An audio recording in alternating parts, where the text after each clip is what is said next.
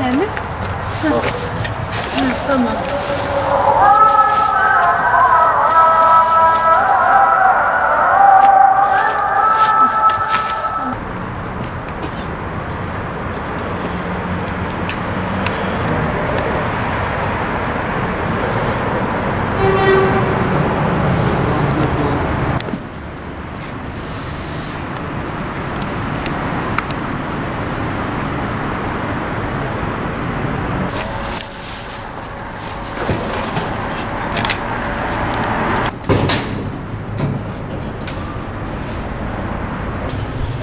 Bolaj başbaşı.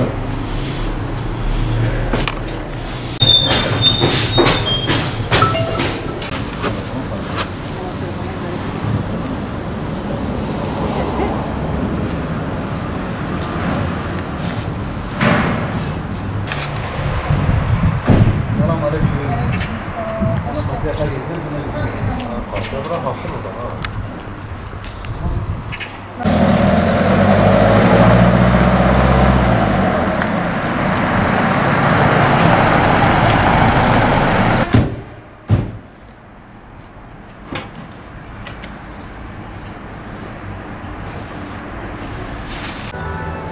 Gel bak, bu tarafa gel.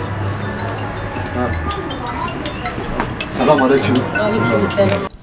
Umut Kervanı olarak Elazığ'da fakir, muhtaç, yetim aileleri sevindirmeye devam ediyoruz. Onları sevindiriyoruz.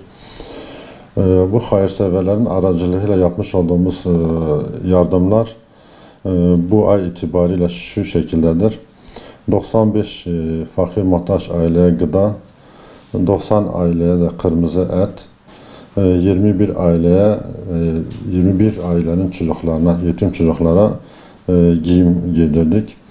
Çocuklar üşümesin diye bir bot, bir mont kampanyası çerçevesinde yapılan çalışma sonucu 21 ailenin çocuğunu sevindirdik.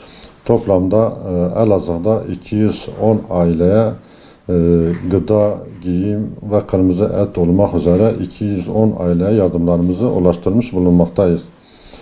Afrika'da ise 3 adak hayırseverler aracılığıyla Afrika 3 adak gönderildi. 2 adet süt keçisi alındı ve 2 tane de su kuyusu Afrika'da açıldı. Tabii ki bu yapılan yardımlar Allah kendilerinden razı olsun. Hayırseverler aracılığıyla bunu yapıyoruz. Bu süt keçisinin avantajı da şudur. Yani balık tutup vermektense oradaki insanlara balık tutmayı öğretmek amacıyla bu yapılıyor. Bu alınan süt keçilerle oradaki insanlar kendi geçimlerini sağlamak amacıyla bu çalışma başlatılmıştır. 2 adet de su kuyusu açıldı. Kur'an-ı Kerim gönderdik. Orada Kur'an-ı Kerim dağıtıldı ki orada eğitimlerini rahat görebilsinler diye. Orada yapılan bir cami vardı Afrika'da. Bu Afrika'da hayırseverlerimiz Allah razı olsun bu cami yapımında da katkılarda bulundular. Biz hayırseverlerin vermiş olduğu yardımları oranın cami yapımına gönderdik. Rabbim hepsinden razı olsun. Dediğimiz gibi biz Elazığ Umut Kervanı olarak hayırseverle fakir muhtaç aileler arasında köprü görevi görüyoruz. Resulullah sallallahu aleyhi ve sellem bir hadisinde şöyle buyuruyor. Hayra vesile olan hayrı işlemiş gibidir. Bu düsturla biz yola çıktık ve bu düsturla yolumuza devam ediyoruz.